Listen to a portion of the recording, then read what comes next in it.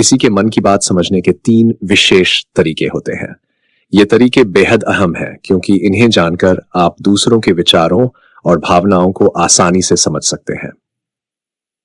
आज मैं आपको गौतम बुद्ध से जुड़ी एक कहानी सुनाने जा रहा हूं जो इन अद्भुत तरीकों को समझने में आपकी मदद करेगी। बहुत समय पहले एक छोटे से गांव में 2 भाई रहते थे। बड़ा भाई नेत्रहीन था और अधिकतर घर पर ही रहता था, जबकि छोटा भाई खेतों में मेहनत करता था। लेकिन परेशानी क्या थी? खेतों में जंगली जानवर बार बार आकर फसल को नुकसान पहुंचाते थे। इससे छोटा भाई बहुत परेशान हो गया। फिर एक दिन उसे ख्याल आया, क्यों न अपने बड़े भाई की मदद ली जाए। बड़े भाई की सुनने की क्षमता काफी तेज थी और यह उनकी सबसे बड़ी ताकत थी। छोटे भाई ने खेत में एक झोपड़ी बनाई और बड़े भाई से कहा, भाई, जब भी जानवरों की आवाज सुनो, जोर से चिल्लाओ ताकि वे डरकर भाग जाएं। हमारी फसल बच जाएगी। बड़े भाई ने इसे खुशी खुशी स्वीकार कर लिया। कुछ दिनों तक यह तरीका सफल रहा, लेकिन फिर एक दिन कुछ अलग हुआ। खेत में एक हिरण आया। वह बाड़ तोड़ते हुए भाग गया। उसी वक्त राजा उस हिरण का पीछा करता हुआ वहां पहुंचा।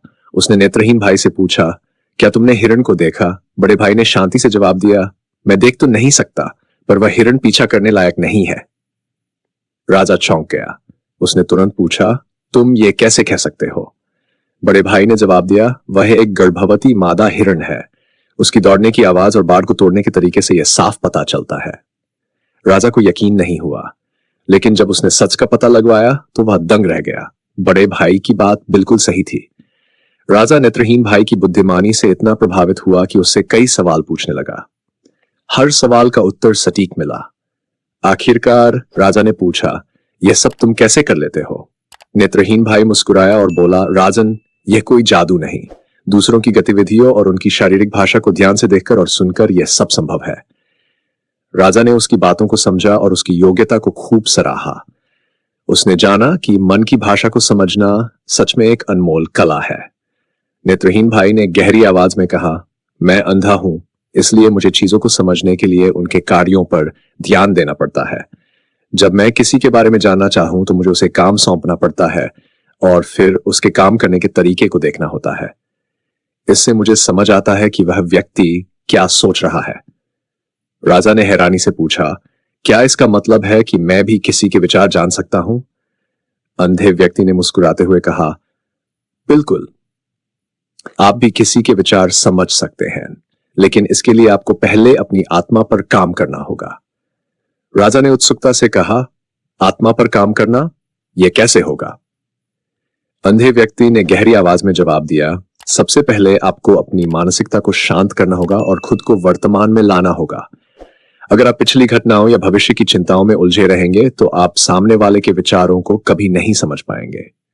इसके बाद उसने कहा, राजन, मैं आपको 3 सरल और प्रभावी तरीके बताऊंगा जिनसे आप दूसरों के विचारों को समझ सकते हैं।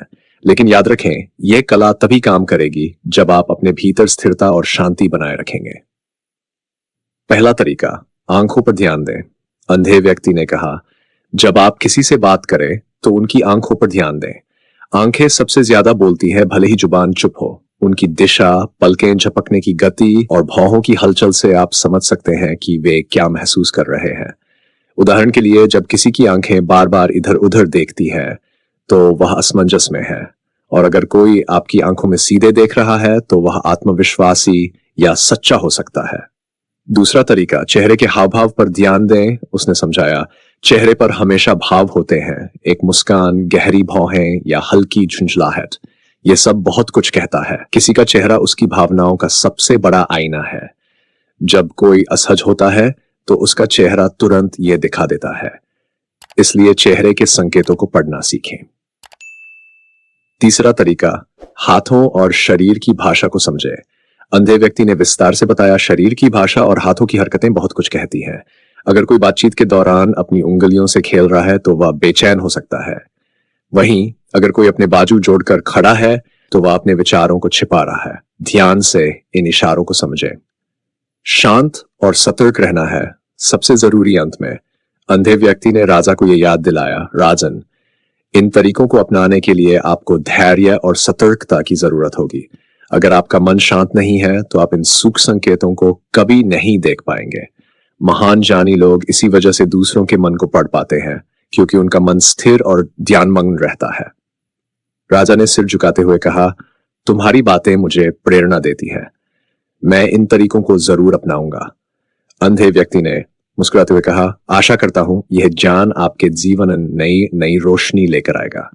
यह कहानी हमें सिखाती है कि किसी के विचार समझने की कला सिर्फ आंखों से देखने की बात नहीं है। यह एक गहरी, संवेदनशील और आत्मा से जुड़ी प्रक्रिया है। तो खुद को शांत रखिए और दूसरों की बातों और भावनाओं को ध्यान से सुनिए। यही सफलता की असली कुंजी है।